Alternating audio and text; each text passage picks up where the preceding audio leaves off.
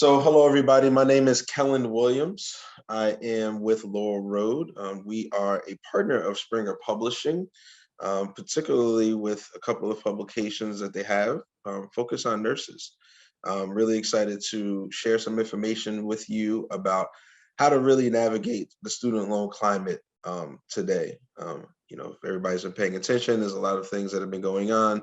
There was an announcement that just came out last week. We'll address that announcement as well. Really excited. This webinar is educational. Want to leave you with as much information as possible so you can make the best decisions for yourself and your student loans going forward. If you have any questions, feel free to type them into the chat, and we'll take a look at those and we'll be able to answer them at the end. And then there were some other questions that came in prior to the webinar, and we'll definitely be sure to address them at the end. So I'll get started here. So student loan, payment during uncertain times, and these past 2 years have been, definitely uncertain. So let's see here. Just the agenda so you know what we're going to be talking about. So like I said, there's an announcement that came out last week. I'll talk a little bit about that COVID-19 update and what that means for your student loans. Then we'll talk about federal loans, right? What are federal loans? Get into how do you repay federal loans? What's public service loan forgiveness? The difference between a federal loan and a private loan, and when paying off, the difference between paying off through the federal loan options that we'll discuss or paying off through refinancing. And that's an option that you may have as well. And then when it comes to refinancing, we'll talk a little bit about Laurel Road, part of the reason why we partner with Springer, why we are doing this workshop for you now, and why refinancing may be a good option for you when it comes to paying off your loans quicker and saving some money. First thing, so CARES Act, right? We could put this up talking about coming to an end over and over and over again. The first time it was supposed to come to an end was in September of 2020, and it's since been kicked. The can has been kicked down the road a bit 4 different times. So much so that they just made an announcement last week. You probably were aware that you were going to have to start repaying your loans on May 1st.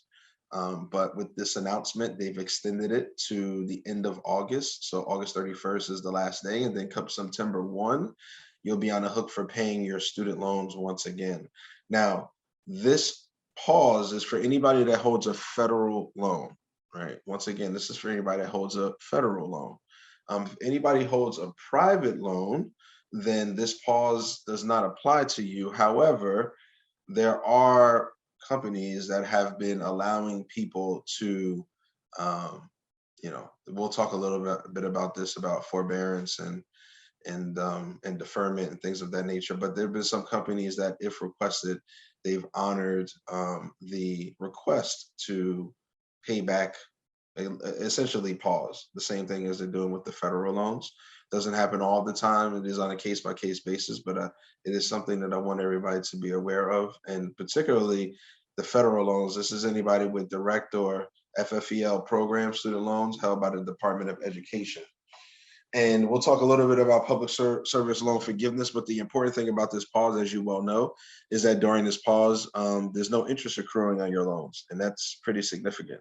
I think that's a big deal, but you should always be aware of what's going on with the interest rate climate, because that has been definitely changing over the past 2 years, particularly this year.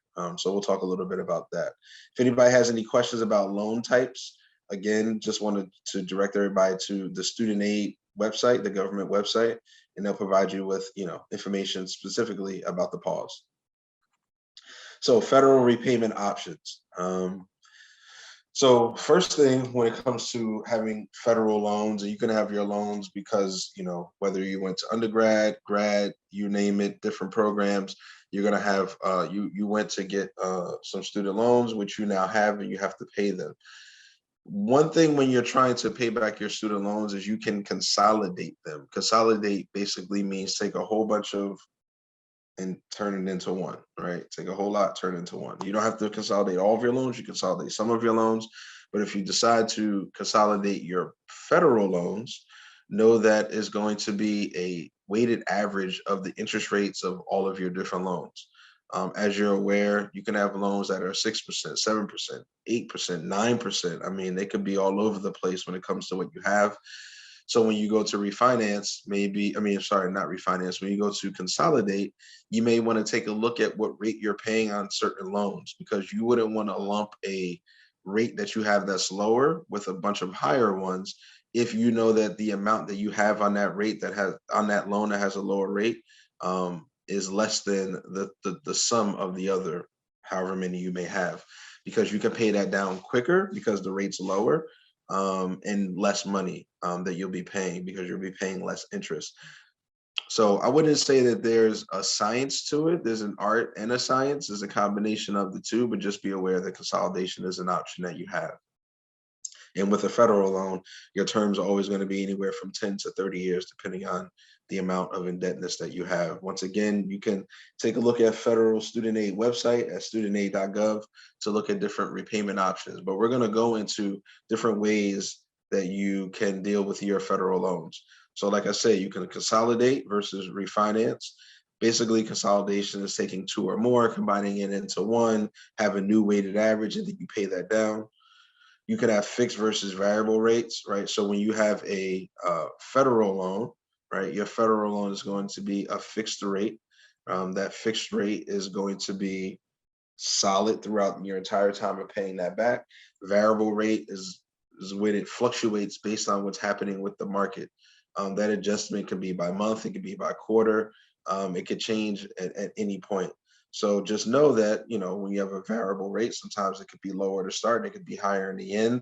The average all the way through the life of your loan may end up being the same or more or less. It depends of what it would have been if you selected that fixed rate. And then deferment versus forbearance. So essentially, in each one, you have the opportunity to postpone payments. If you defer, that's generally when you're no longer responsible for paying back that loan during the time that you have that deferment. Generally, just to give you an example, when you graduate from college, everybody has about a 6-month deferment. So you don't have to pay until about 6 months after you have completed your studies and you've graduated. That's an example of a deferment. In forbearance, and with deferment, you're not responsible for paying that interest, right? So that's a key difference. With forbearance, you are responsible for paying that interest that accrues, but you no longer have to pay during the time of that forbearance, right? So what I mentioned earlier about if you have a federal loan, during this pause with the student loan pause that's been happening, you haven't had to pay any loans, any interest, or pay your loans.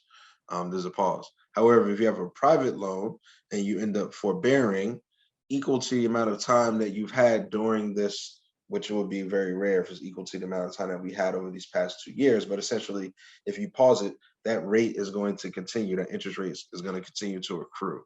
So that's really the difference between the two. So it's really important to know. But there are hardships that everybody's dealing with. So I do suggest, if you are with a private lender, to inquire as to your options to forbear your payment until you're able to pay.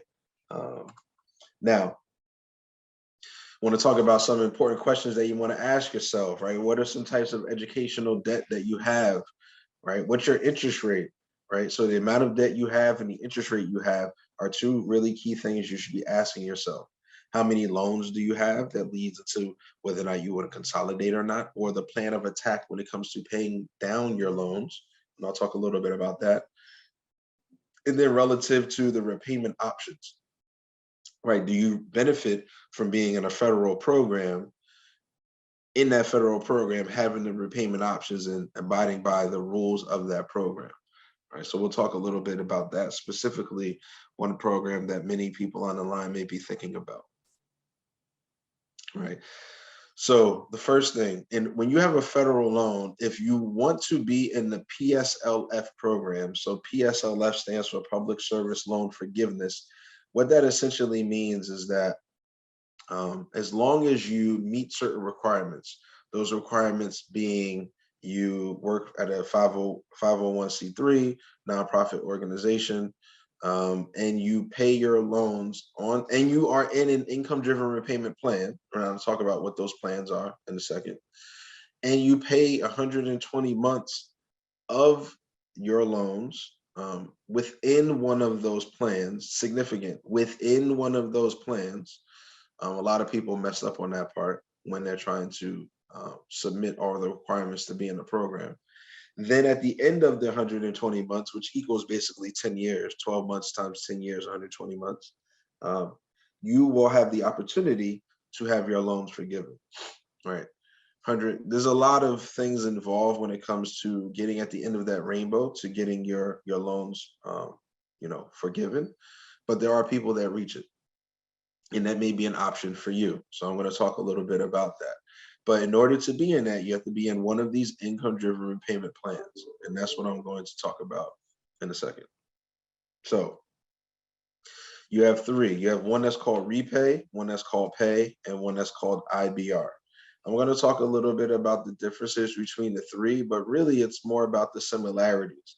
And that's essentially what they expect for you to pay on a monthly basis over 10 years.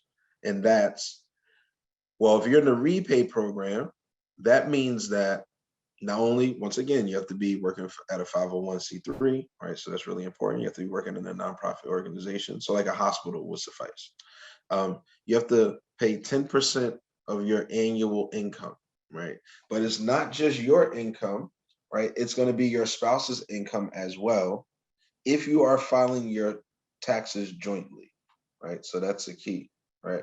So let's say you're making, $150,000 and your spouse is making $150,000. You file jointly, so that means that they're going to expect you to pay $30,000 per year on your loans. It's really interesting because let's say you have $350,000 worth of loans. Well, at the end of 10 years, if your income doesn't increase over 10 years, which I'm sure everybody on the line, you want your income to increase. Well, let's say it doesn't increase. That means that at the end, you will have paid $300,000 of your $350,000 worth of loans. That means that you're going to get $50,000 that they're going to forgive, that you don't have to pay. The same thing applies for the pay as you earn program, the second one there that you see in the middle. And then the third one, the income-based repayment, IBR, that's 10 or 15%, right? Once again, this is between whether it's you or your spouse. If you're filing jointly, 15%, know that they're asking for a little bit more. And for all of these, know that the payment period is 20 to 25 years. So just pause for a second and think. They said that if I pay 10 years on time, that they'll forgive my loans. Why is this loan kind of pushed out for 20 to 25 years? Well, that's because most people that are in this program don't complete it within the 10 years. And honestly, less than 10% of the people that are eligible and at some point have been in the program actually make it to the end. And there are a number of reasons for that. Some people end up changing their jobs, they end up working with a private employer. They don't want to work at a place like a hospital anymore. Maybe using the example I gave, you start off making 150,000, but by years 7, 8, 9, and 10, now you're making $250,000. Well, if that's the case, that means that by the time you get to the end of the 120 months, you would have already paid off your loans before they had the opportunity to forgive them. So everybody's situation is different. You want to think about, what loans you have, the amount that they're asking for you to pay. Am I eligible for this program? Will I make it to the end? There are a lot of questions that you may have, but these are one of the three programs that you want to be in order to make yourself eligible. I just obviously at length talked about public service loan forgiveness, but essentially everything that I shared is on what you're seeing on the screen here. Just know that if you make it to the end, you'll get your loans forgiven. I think it's great. And that can be really wonderful for some people on the line. And I hope that it can work out for you. It's definitely something that you should strongly consider if you meet the requirements listed on the right. Okay. Once again, if you have questions about this one, you can go to studentaid.gov/public service. to provide more information, but everything that I shared applies. If you now are thinking about federal payment options or refinancing, this is when you can get into the difference between the two and try to determine what might be best for you, essentially. If you have a federal loan, your payment terms are going to be, like was shared earlier, anywhere from 10 to 30 years. If you have repayment terms on a private loan, specifically a Laurel Road private loan, that's going to be as short as 5 years, is going to be upwards to 20 years, right? So it's a little bit constrained when it comes to how long you can push that loan out, but it's not often that people are thinking about paying their student loans, 20 plus years.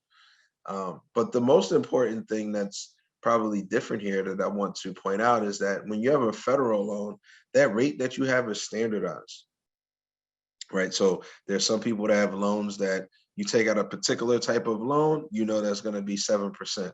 You take another type of loan, it's going to be 8%. You take another loan, it's going to be 6.5%. Like, what your rate is going to be without question. But when you go with a private lender, specifically going with Laurel Road, the rate that you receive is going to be a reflection of your credit worthiness, right? So we're going to see how strong of a borrower are you? Do you pay on time? How much money do you make? What job do you have? There are all those different factors that we look at.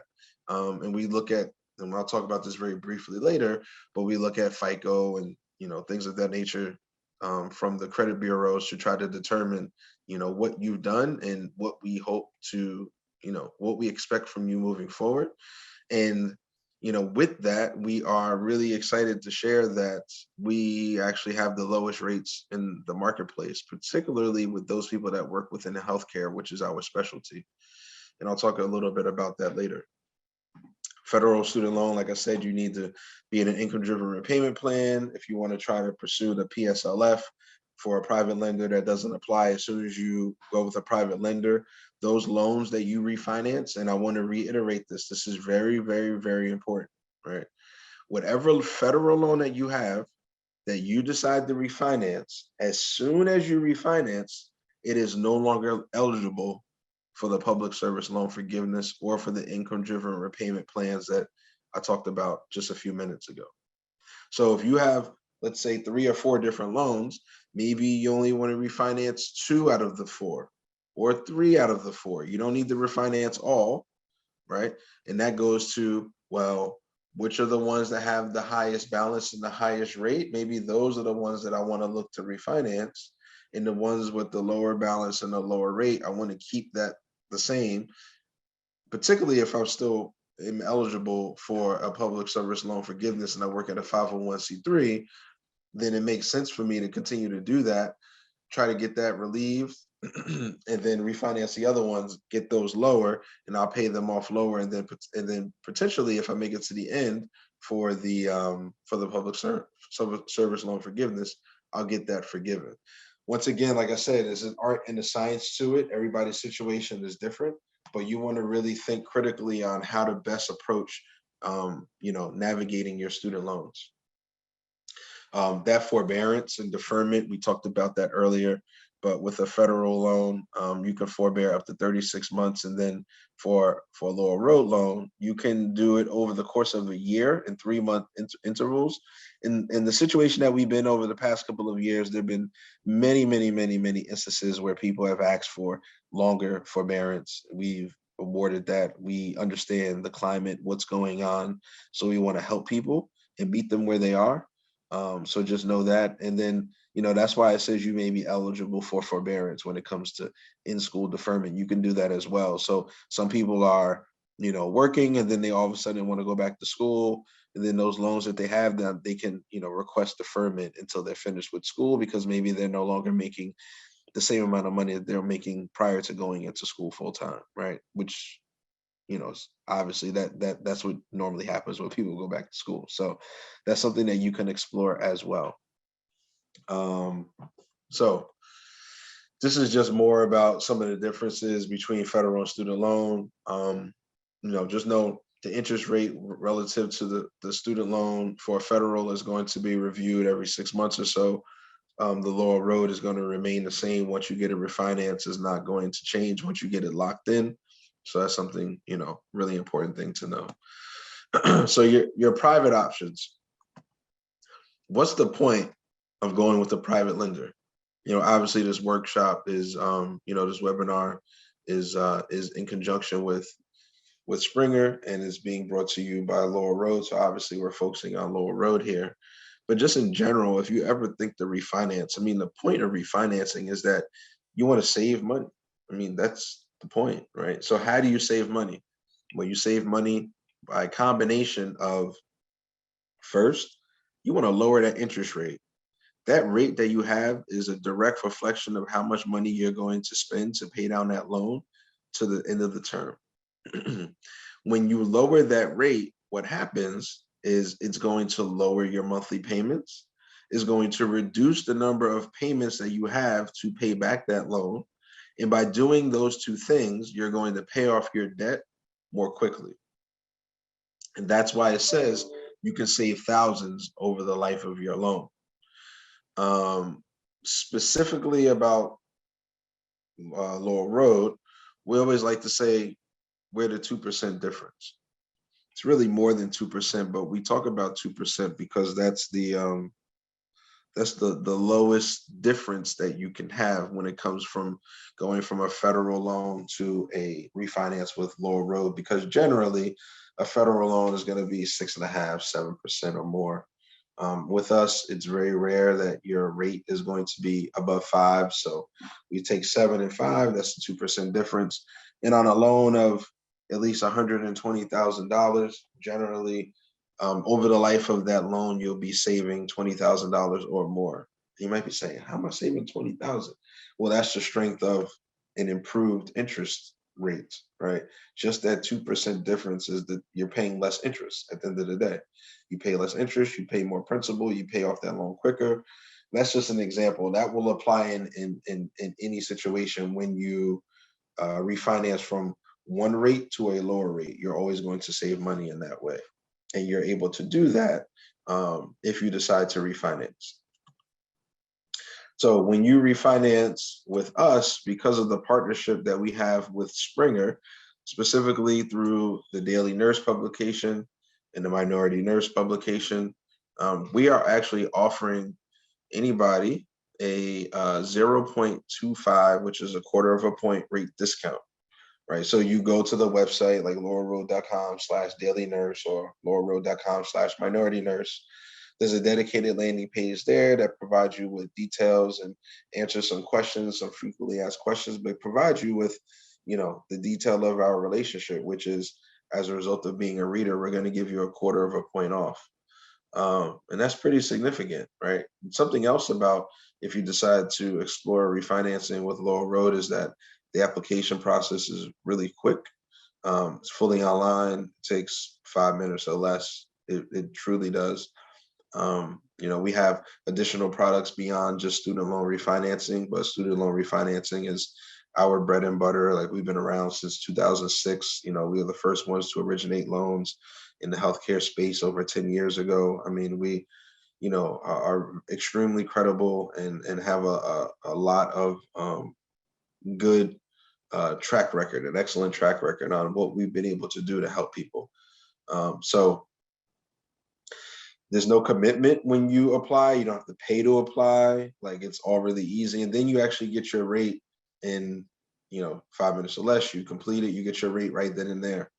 Now that rate is going to tell you what you're going to have if, when you go through the full application process, which basically means submit documentation that supports what you shared in your application, right? So it says that you make however much money you make. It says that you work wherever you work. It says you live wherever you live, right?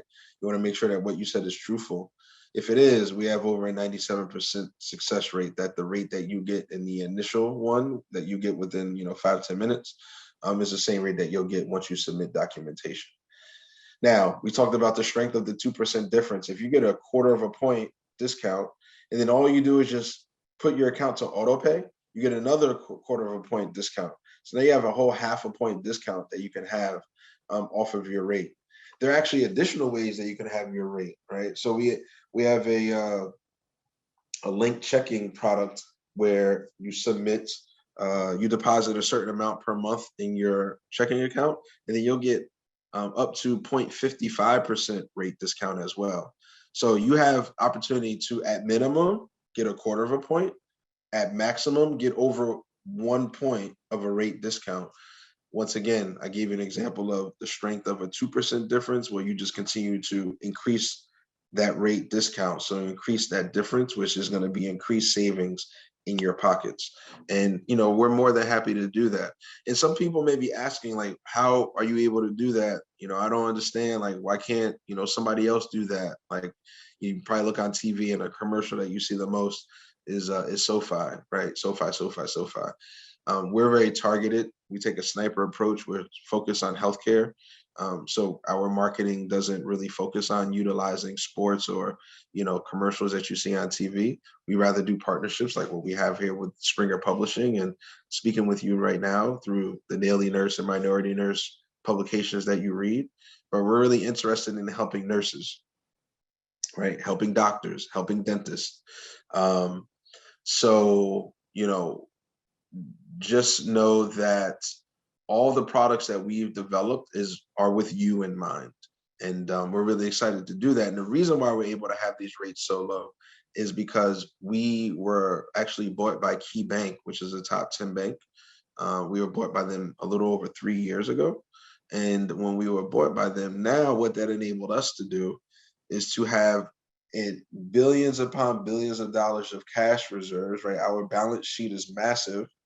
And when you have a massive balance sheet, that means that you can offer loans at a lower rate without fear of defaulting on those loans, because you have a massive balance sheet. So some people may have had that question, and I know that is a question that I generally get: how and why are you able to do that? And that's the reason why. Other people in this space, they're not a full-fledged bank, so they fluctuate with the market. So over these past 2 years, a lot of other people's rates have gone up and down. Ours have maintained and been low and continue to be the lowest as a result of what I just shared. And this is something to consider too, because people haven't had to pay on their loans if they have federal loans over the past 2 years.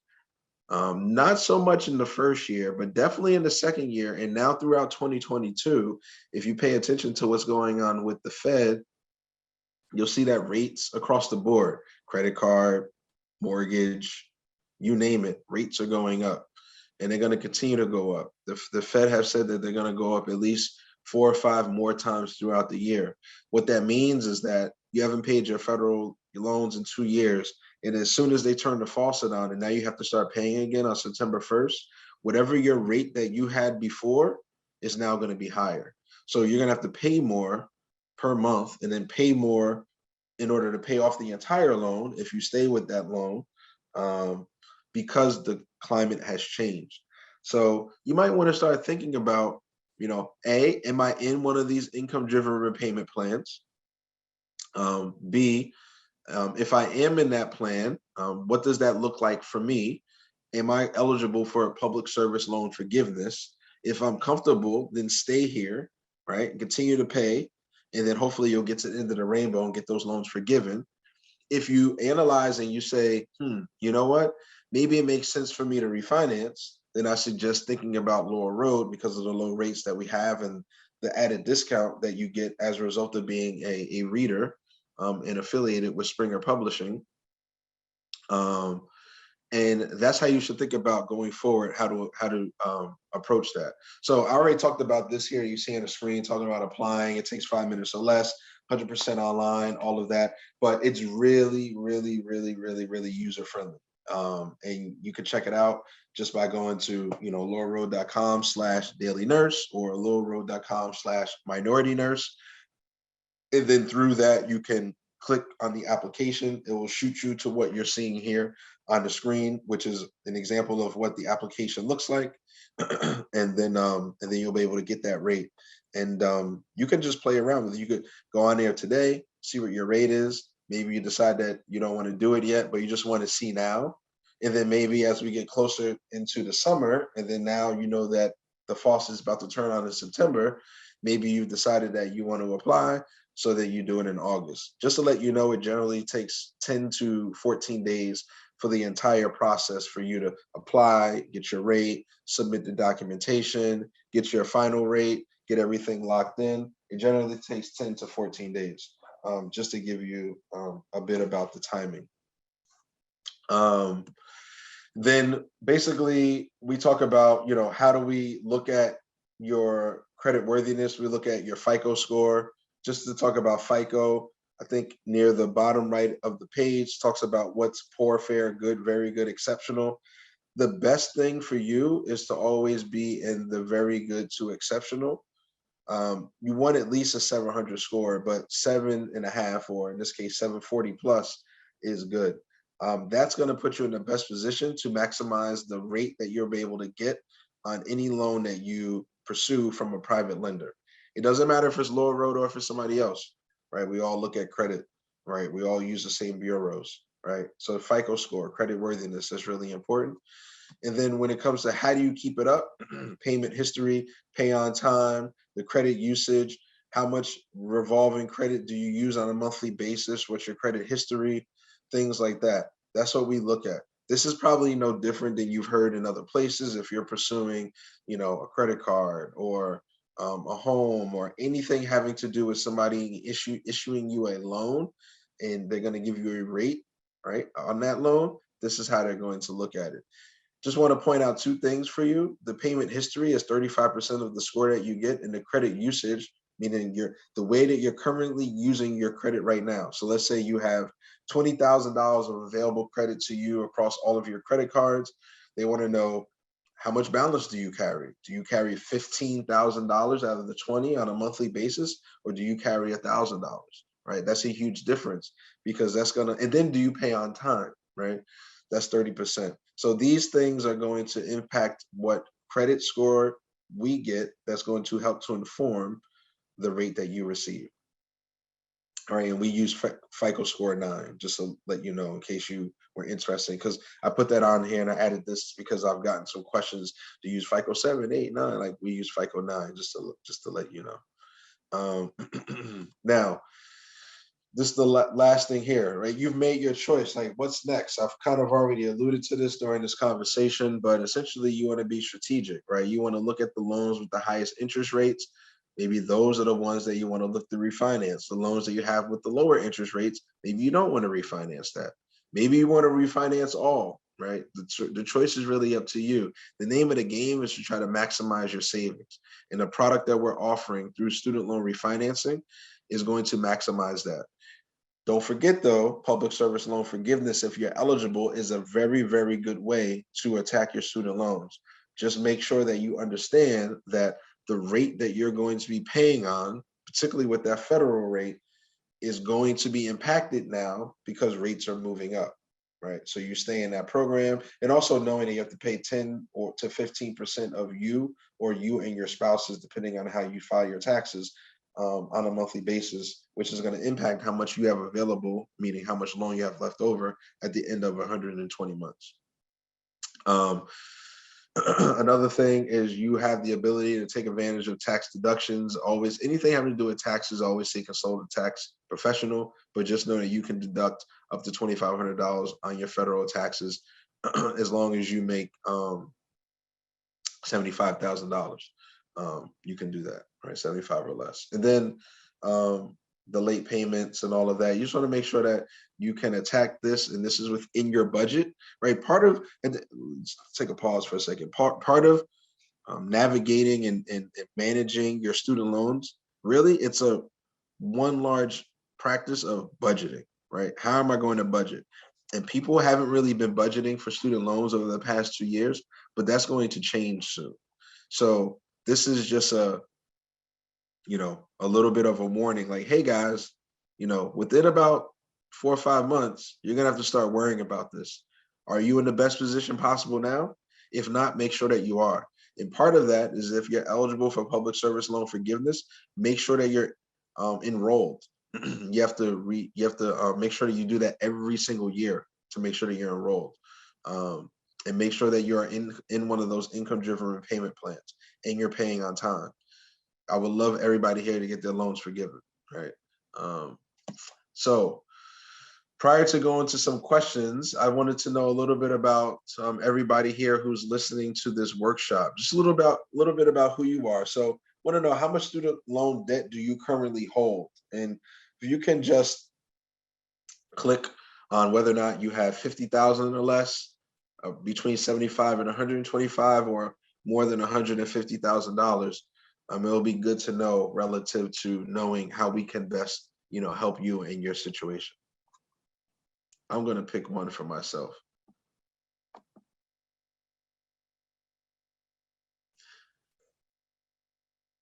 All right. So as you can see here, we have a couple people who have 50,000 or less. That's awesome. That's great. That's really good. So I think in that situation, depending on if you have 50,000 or less, you may, depending on what your rate is, you may not want to pursue public service loan forgiveness, because you'll probably pay it off before they're able to forgive that loan of yours. So in that case, you may want to think about refinancing. Increase your savings now instead of waiting for savings later, because the savings that you can have now and over time can actually be more than any savings that you may have if you were to wait later, even if you had a bunch of loans like over $150,000. So something to consider. I definitely suggest, pursuing that by going to laurelroad.com/daily nurse or laurelroad.com/minority nurse. So I know that there were a few questions, I think, that came through, if I'm not mistaken. Yes. Can everybody hear me okay? Can you hear me, Kellen? I can, yes. Okay, excellent. Thank you. Thank you, Kellen, for a great presentation. And thanks to all of the participants who joined us today. I am Gina Martinez. I'm the Events Marketing Manager at Springer Publishing. And I'm just going to read some of the questions that were asked during the webinar. Okay, so first, how likely is it that all loans will be forgiven? Yeah, that's a good question, because I've been getting this for the past year plus, because they've been talking about it so much in the news. Well, if it's any indication of how likely it is that loans will be forgiven, just look at the fact that they keep kicking the can down the road. Right? People keep saying, we want loans forgiven, pounding the table. We want loans forgiven, pounding the table. And instead of saying we're going to forgive loans, they just say we're going to extend the payment holiday, so you don't need to worry about budgeting for student loans right now. So that means that, how likely is it? I don't think it's very likely at all. There are three options that people have talked about: a $10,000 option, a $25,000 option, or a $50,000 option. I don't think there are going to be any options, but if there is an option that they do, it's most likely going to be the lowest of the three, which means that even if you get $10,000 forgiven, most people still have, much more than $10,000 worth of loans. So you still need to worry about paying them down. But that's a good question. And I wish that I could tell you that it's very likely that they're going to do it, but it's not. It's probably not. Okay. The second question, if I refinance, then will I still be able to have my loans forgiven? Oh, okay. So as shared earlier in the presentation, as any federal loan that you have is eligible to be forgiven through the Public Service Loan Forgiveness Program, as long as you meet the requirements. If you refinance any of those federal loans, so refinancing means going with a private lender, such as Laurel Road, any loans that are refinanced are no longer eligible. That does not mean that you are missing out on something. Don't have FOMO, because part of the reason why you've made the decision to refinance is because you're going to maximize your savings, not just in the immediate, but in the long run as well. Because if you extrapolate your savings over 1 year through getting a lower rate, over the term that you have for that loan, the amount of savings that you have are going to probably exceed any amount of loan forgiveness that you would have. As I shared with you, on a loan of $120,000, if you have a 2% difference on your loan, if you refinance from Laurel Road, that's $20,000 or more of savings, right? It's a significant amount of savings. Now, if you have loans of 250, 300 plus, right, those savings only increase. So something to consider, but that's a good question. So thank you. Yeah, I just have a couple more. If I refinance now, then can I defer payment? And if so, how long? So yeah, so shared earlier, I noticed sometimes this can be a little bit confusing. So if you have federal loans, you're not paying now, right? So you have the payment holiday. If you have a private loan, so it means you refinance. Now you're with a private lender. You can request to have your loans um, basically, deferred or be a part of the forbearance. If you go with what's customary, we allow you to do it in 3-month increments over the course of 12 months. So just not consecutive. So that would equal basically a year and 15, 16 months if you wanted to do it. 3 months off, 1 month on, 3 months off, 1 month on, right? So 4 times 4, 16 months. So just under a year and a half. But in the current climate that we're in, if you request it, everybody is under review and has the option to potentially get their loans, the payment on them get pushed back a little bit more extensive than what's normal, because we understand everybody's situation and we know that we're in unprecedented times right now. So we want to try and help out as much as possible. But that is a good question. Okay. Can you refinance more than once? Yeah, actually you can. So it's funny. We have some members, and members are people that are part of the Laurel Road family, like our clients, our customers. We had some people that had loans that were, let's say around 5%. And then COVID-19 started and, everything happened, and they've refinanced over the past like 18 months, and they've gotten their, rates down more than a full point just from refinancing. I went to one of our partners is the ADA, the American Dental Association, and I went to one of their annual conference last fall, which I was actually surprised by, because at that point a lot of people still weren't doing conferences, but they did it. And I'm prompted. I was talking to a presenting in front of a room full of people, and at the end doing a Q&A, and the woman raised her hand and she said, my husband and I are both dentists. We have our own office. We have extensive loans, like over like $500,000, $600,000 worth of loans. We were a member of a different business. Then we went with you guys, and then we were really happy. And then COVID happened, so we were kind of looking around, saying, "Man, this might be a good time because the interest climate is so low." Like, think about what happened with everybody's been seeing with the mortgages, right? The mortgage were at all-time lows, so they said this might be a great time for me to try and refinance. And that's exactly what they did. And they actually got their rate down over 2% lower, because they were now a part of an organization when they weren't prior. So they had a rate discount tied to it. They did the auto pay. And then they had basically something else, but they got their rate down very low. I mean, like in the threes. Like it was awesome. And our average rate, has been over the last 2 years under 4. So I mean, we are definitely the strongest in the marketplace. And I think everybody who's listening now should definitely pay attention to the interest rates and the climate, what's going on, because things continue to bump up. So if you're debating and you're trying to determine should I or shouldn't I go with a private lender, particularly if there's no application fee, I suggest that you try to explore your different options that are out there, and do some shopping, because the longer you wait, the higher your rate is going to most likely be, because rates continue to rise. So even if we're the lowest, we might be the lowest of everybody that's out there in a new climate. So we were already the lowest during COVID. We're the lowest now. We'll continue to be the lowest through next year and continue. Like, that's just how we approach things. But what's low now might not, or what's low tomorrow may not be considered what's low today. So, I've even said this to some friends of mine. I say, hey, I know you haven't paid, but you might want to look into doing that, because rates are going to continue to rise. No different than if somebody said, hey, you're looking to buy a home, you may want to do it now before the interest rate gets to be over 5%, which would be the highest in like 30 years, right? So something to consider, but that's a good question. So I appreciate it. Thank Yeah, you. that's some good advice, Kellen. Thanks. And the final question that just came in is, when is the best time to refinance?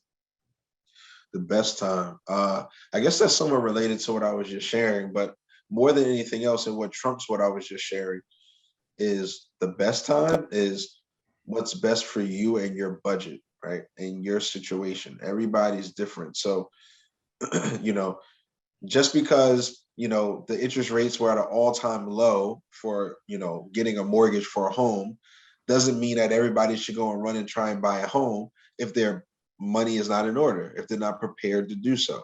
Similarly, when it comes to, your loans, you shouldn't, look to refinance if you have a really, really bad credit score, right? Because if now you can look to refinance and, it is, no application fee for some, like we don't have one, so you can explore and take a look.